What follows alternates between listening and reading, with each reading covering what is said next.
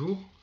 Donc nous sommes aujourd'hui le samedi 27 janvier 2024 et on se retrouve pour une nouvelle session du vlog de la Tanor. Alors je vais reprendre un peu par rapport à la semaine dernière où j'en étais. Et la semaine dernière, donc je m'étais engagé, en fait, je m'étais proposé de mettre en place une routine d'écriture pour avancer dans Appelez-moi K, dans ce projet de roman dont je vais vous reparler juste après, mais auparavant. Donc je voudrais revenir aussi sur un élément que je vous avais évoqué la semaine dernière, c'est le titre du premier scénario, le syndrome de Robur, et je m'étais interrogé sur le nom Robur. Alors, je vous avais dit que Robur s'était emprunté à Jules Verne, et je me suis renseigné dans le courant de la semaine pour savoir quel était exactement le roman ou les romans dans lesquels ce personnage intervenait. Donc j'ai trouvé. Alors je me suis demandé, j'ai demandé à Internet qui est Robur, et il m'a répondu que Robur c'était en fait Robur le Conquérant. Et Robur le Conquérant, donc c'est le titre d'un roman d'anticipation de Jules Verne qui a été publié en 1886. Alors, bon, ce roman, je ne l'ai pas lu, mais j'ai vu un petit résumé qui explique qu'en fait, à la manière un peu de 20 000 lieues sous les mers, donc on fait un peu le tour du monde avec cette fois un ballon dirigeable. Et en fait, le narrateur, donc enfin le personnage principal, Robur, veut convaincre ses invités. Alors, il veut leur montrer à quelle puissance on peut arriver avec ces aérostats, ces engins volants, et qui permettent de faire le tour du monde. Je n'en sais pas plus parce que je n'ai pas lu le roman, et donc je ne voudrais pas trop dire de bêtises en fait. Donc je m'arrête là. Alors il y a ce roman-là, et il a été Robur le Conquérant, et il a été suivi en 1904 d'une suite donc, qui s'appelle Le Maître du Monde.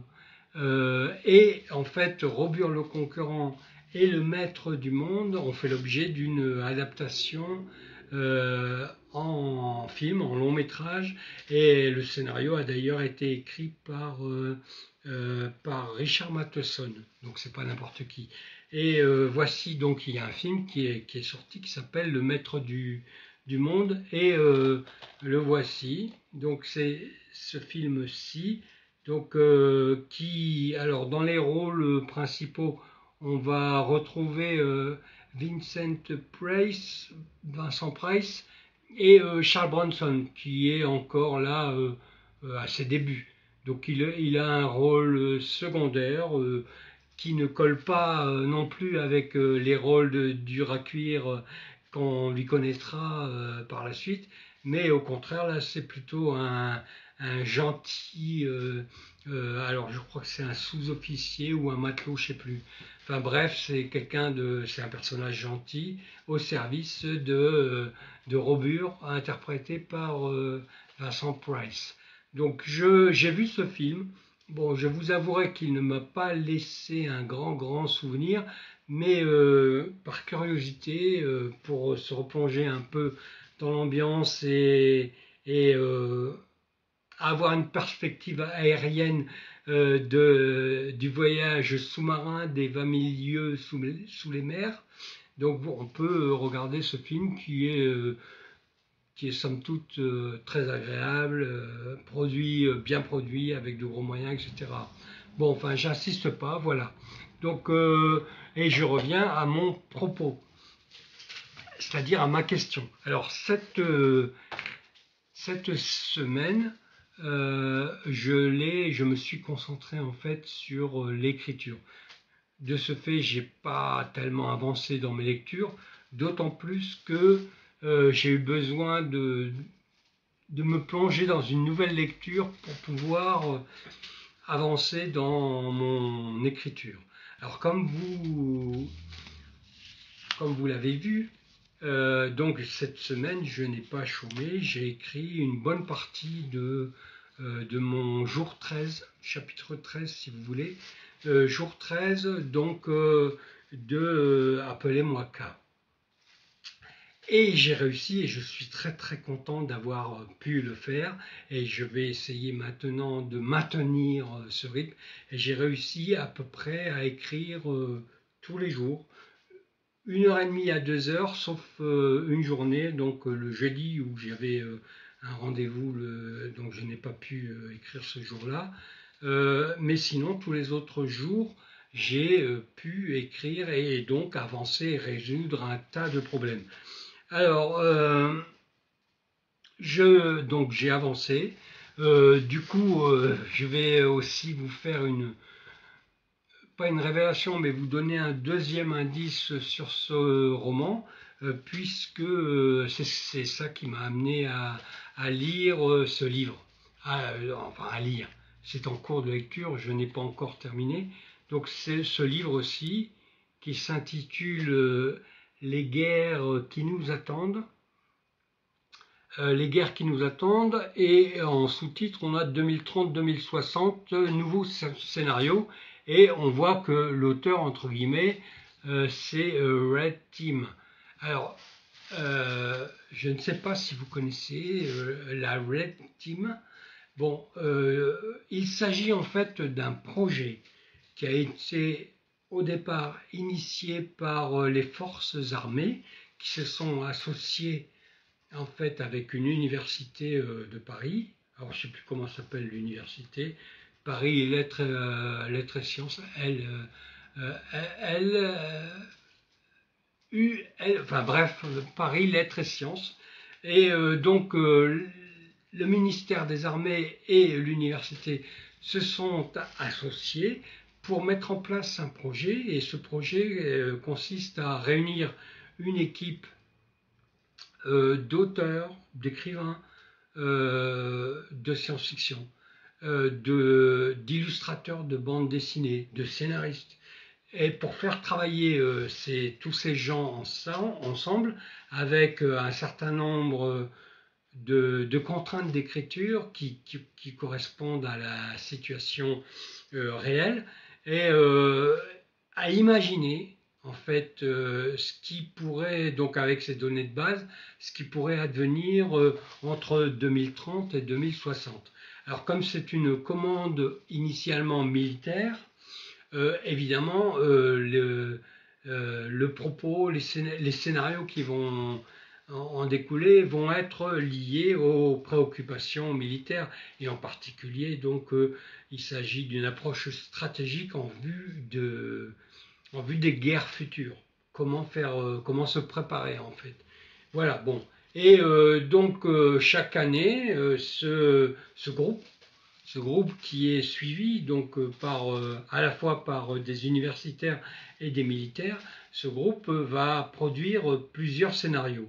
Alors voici donc le dernier volume, si on peut dire, qui vient de sortir, mais ce n'est pas le premier, il y en a déjà eu un auparavant avec d'autres scénarios.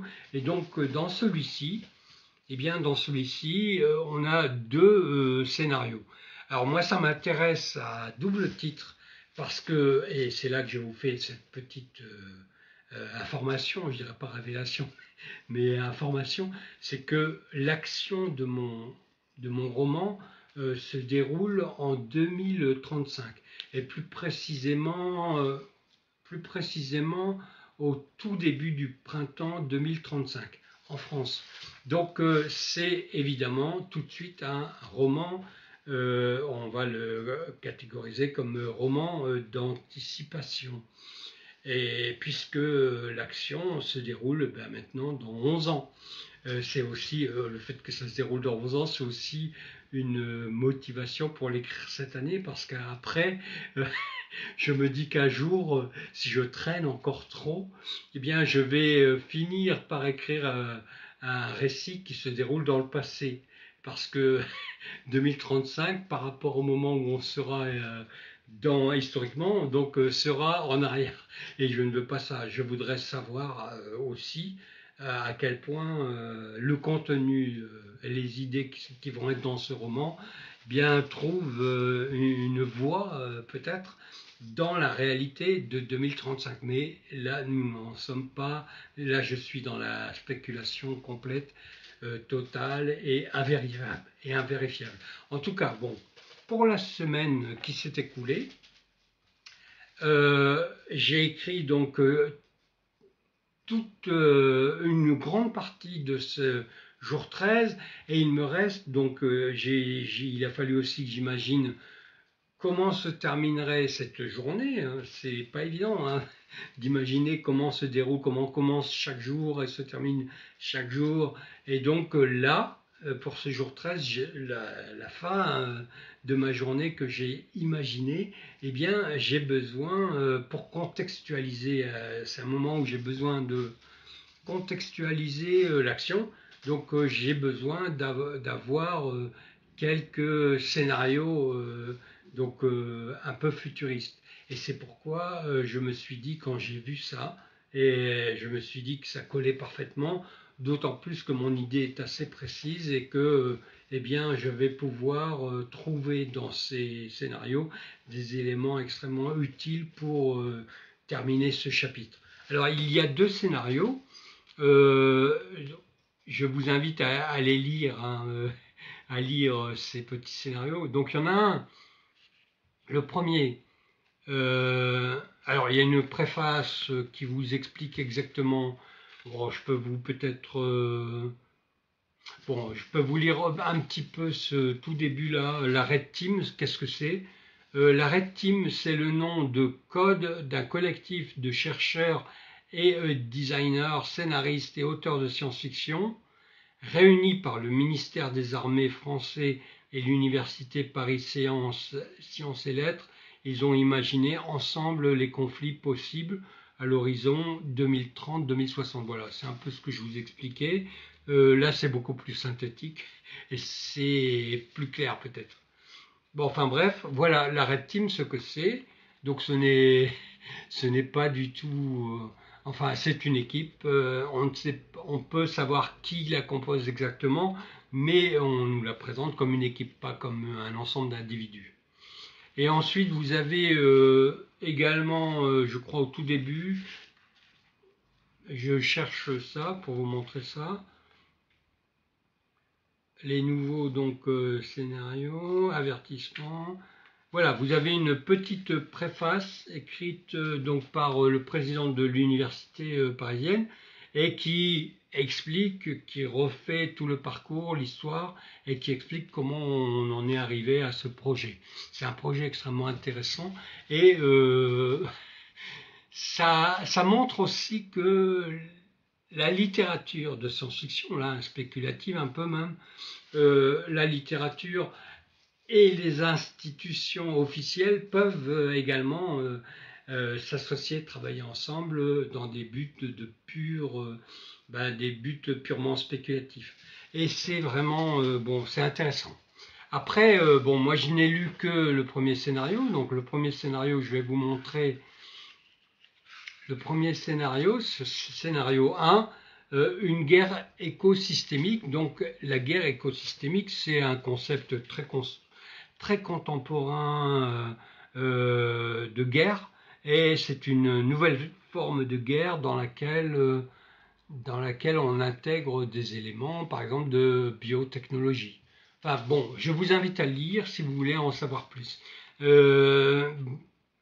J'ai lu en grande partie donc ce premier scénario, mais en fait, ce qui m'a vraiment fait accrocher, c'est le titre du second scénario qui me semblait correspondre un peu plus précisément à ce que je cherchais. Alors, je vous retrouve le titre du second scénario. Voilà, scénario 2, basse énergie après la nuit carbonique. Donc, mais je n'ai pas encore commencé la lecture de ce scénario. En revanche, pour le premier scénario, et là je m'y attendais pas, et il y a un tas vraiment d'éléments, eh bien, qui recoupent à la fois ce que j'imaginais et qui vont aussi beaucoup plus loin, enfin plus loin, et proposent donc vous voyez, hein, il y en a vraiment, j'en ai vraiment beaucoup. Et bon, après, il va falloir tout relire, mais ce ne sont parfois que des mots, donc ça va aller vite. Mais il y a beaucoup d'éléments que j'ai pu relever parce que c'est vrai que 2035, pour l'action de mon roman, et les scénarios imaginés entre 2030 et 2060, eh bien, il se trouve que euh, c'est un hasard, mais il se trouve que ce que j'imaginais converge relativement bien avec ce qui est proposé dans ces scénarios. Donc voilà. Alors, donc j'ai beaucoup, j'ai écrit une bonne partie de ce chapitre. J'ai également le squelette jusqu'à la fin et je me propose donc dans les jours à venir, dans la semaine à venir, de terminer, là aussi c'est un engagement, donc de continuer la mise en œuvre de cette routine d'écriture. Alors je pensais au départ que ce serait peut-être un peu plus difficile à tenir, mais il se trouve que bah, ça s'est relativement bien passé. Je me suis mis à écrire le soir, euh, au lieu de regarder un film par exemple. Donc écrire pendant 1 heure et demie, 2 heures, tous les jours, tous les soirs. Et il se trouve que jusqu'à présent, bon, ça ne fait qu'une semaine, hein. Même pas, ça fait 5, 6 jours. Euh, il se trouve que ça colle assez bien et que je suis plutôt content parce que je ne m'attendais pas du tout au début. J'avais la page blanche et je ne m'attendais pas du tout à pouvoir avancer comme ça dans ce chapitre. Je pensais que ça serait un peu plus laborieux. Et puis, donc, en écrivant le squelette du déroulement de cette journée, donc il y a un certain nombre de questions qui se posaient. Et en réfléchissant à ces questions, eh bien, à chaque fois, j'ai pu trouver une réponse. Alors, cette réponse, elle s'intègre évidemment dans le cadre du récit. Donc, c'est une réponse à chaque fois qui est déterminée et un peu contrainte aussi par tous les éléments qui constituent le socle du récit. Alors, bon, si vous, un jour, vous vous mettez à écrire ou si vous écrivez déjà, vous voyez à quoi je fais allusion, hein, à cette cohérence interne. Bon, même si on ne crée pas un monde, et à la limite, il n'y a pas beaucoup de différence entre le world builder, donc par exemple de la fantasy où il faut tout inventer, ou de la science-fiction où il faut tout inventer et créer son monde, il y a peut-être plus de liberté que quand on s'appuie sur la réalité et qu'on veut à la fois rester réaliste, euh, crédible, réaliste et vraisemblable, tout en développant en fait un récit qui lui est complètement imaginaire. Enfin bon, là je ne sais pas si vous voyez de quoi je parle, mais en tout cas je ne sais pas si c'est une difficulté non plus, mais en tout cas c'est vraiment une question qui arrive très vite quand on écrit, celle de savoir où on place quand on est dans un univers, et c'est mon cas, hein, dans un univers qui pourrait être l'univers réel, la réalité, et qu'on raconte quelque chose qui, lui, est complètement imaginaire.